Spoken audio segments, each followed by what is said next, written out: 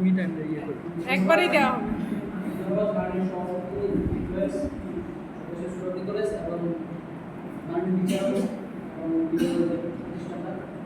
এবং আমার ক্ষুধার্ত ফলপ্রেমী সুপারগুলোকে আসলে আমি ধন্যবাদ দিয়ে শুরু করছি, যারা আসলে এই ফলের অনুবিদক আজকে শ্রোতা হিসেবে আসেন।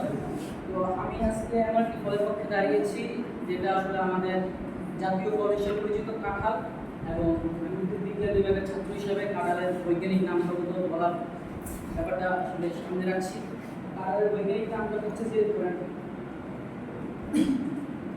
অ্যাট্রোকার্পাস হেটারোফাইটাস, যার নামটা এত বড় আসলে সেই কাঁঠালের আসলে মহত্বটা কতটুকু আমরা আসলে একটু করে জানতে পারবো। তো কাঁঠাল এমন একটি ফল যে আসলে শুধু একটা ফল, এটা একটা পিএইচডিধারী ফল।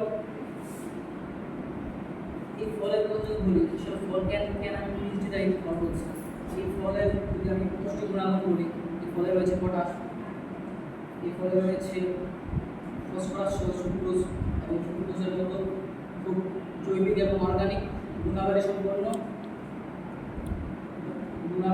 পুষ্টি উপাদান, যা আসলে আমাদের দেহের জন্য আসলে উপকারী এবং জরুরি। এবং আমি যদি বলি যে আমার প্রতিপক্ষ আম, হ্যাঁ, আপনি একটু করে বলবে হয়তো যে আসলে আমরা ফলের রাজা, হ্যাঁ, বলবে রাজা, আসলে এখানে কি বলবো, আসলে পৃথিবীতে এখন রাষ্ট্রপতি আমার একটা বিদ্যমান নাই, আপনার রাজা বললে আসলে এদের শ্রেষ্ঠত্ব জাহির করার কিছু নাই। কিন্তু আমি যদি আমার কাঁঠালের ব্যাপারটা বলি, যে কাঁঠালের অনেক অর্থাৎ কাঁঠালের ভিতরে একটা ডেমোক্রেসি আছে, পৃথিবীতে এখন আসলে সবচেয়ে সুন্দর শাসন ব্যবস্থা হচ্ছে ডেমোক্রেসি, হ্যাঁ। সেই জায়গা থেকে আসলে কাঁঠাল এই দিক থেকে অনন্য আমি বলতে চাই, হ্যাঁ।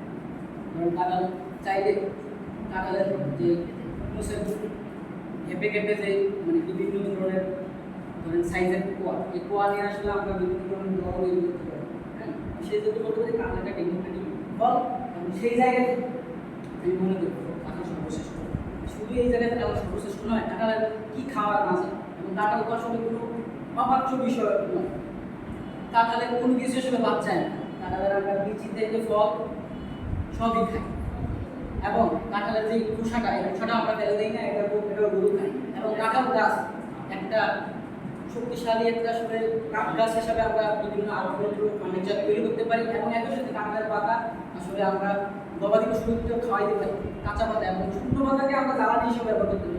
অর্থাৎ কাঁঠাল গাছটি আসলে প্রকৃতি বান্ধব এবং মানুষের উপকারী একটা বন্ধু। সেই জায়গা থেকে কাঁঠাল ফলও আমরা বলতে পারি যে আসলে এই কারণে একটা সেরা জায়গা আছে, এর মুহূর্তের জায়গা আছে। সেই জায়গাতে যদি বলি আসলে কাঁঠাল আমরা কিন্তু এই হিসাবে বলতে পারি কাঁঠাল হচ্ছে বাংলাদেশের জিরো ওয়েস্ট ফল, যা আসলে কিছু আসলে বাদ দিতে পারি, হ্যাঁ, ওয়েস্টের জায়গাটা আসলে হয় না। সেই জায়গা থেকে যদি আবারও যদি আবার নিউট্রিয়েন্টসে আসি, কাঁঠালে কিন্তু ভিটামিন সি এবং পটাশিয়ামের কথা বললাম, এই কাঁঠাল কিন্তু চর্চা বৃদ্ধিতে সহায়ক। সেক্ষেত্রে যদি আমরা আমের কথা বলি, অতিমাত্রায় সুক্রোজ থাকার ফলে এটা আসলে ডায়াবেটিকের রোগীদের জন্য আসলে অতিমাত্রা খেলে ধরেন যে ঠিক না। আর একই সাথে যদি আমি বলবো যে তরমুজের কথা, আমার একটু করে আমার স্নেহবাদক বন্ধু একটু করে বলবে যে আসলে তরমুজ কেন সেরা, হ্যাঁ, সে বলবে তরমুজ মধু, হ্যাঁ, আমরা কিছু নেই কারণ বাজারে বলছি ওই মধু 10 টাকা শুনে, আসলে একটা ফলের নাম থেকে যারা বিকৃতি করে দিয়েছে, হ্যাঁ, শুধু বিক্রি করার জন্য, মার্কেটিং করার জন্য, তার মানে এই ফলটা অজনপ্রিয় আশাটা কিন্তু বলা এবং সেই জায়গা থেকে আমি শুধু তরমুজের কথাই বলছি না, একটু করে বলবো যে আসলে পেয়ারা সর্বশ্রেষ্ঠ। আমি জানি না পেয়ারা কোন দিক দিয়ে সর্বশ্রেষ্ঠ, একটা কাঁচা পেয়ারা আপনি নেন, তারপর বুঝবেন যে সর্বশ্রেষ্ঠ গুণ কি। এত বীজে ভরা একটা ফল কিভাবে সর্বশ্রেষ্ঠ হতে পারে আমি আসলে বুঝতে পারি। আমরা চলে আসি যে আসলে কলাতে আসলে যদি আমি যাই, হ্যাঁ, কলাতে অবশ্যই পটাশিয়াম আছে এবং কলাতে অনেক ভালো ভালো নিউট্রিয়েন্টস আছে, বাট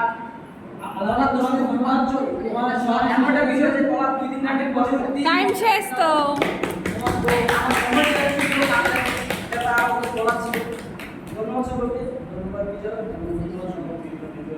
আমাদের নেক্সট প্রতিযোগিতা মোহাম্মদ আলামিন, যার বিষয় হচ্ছে কলা।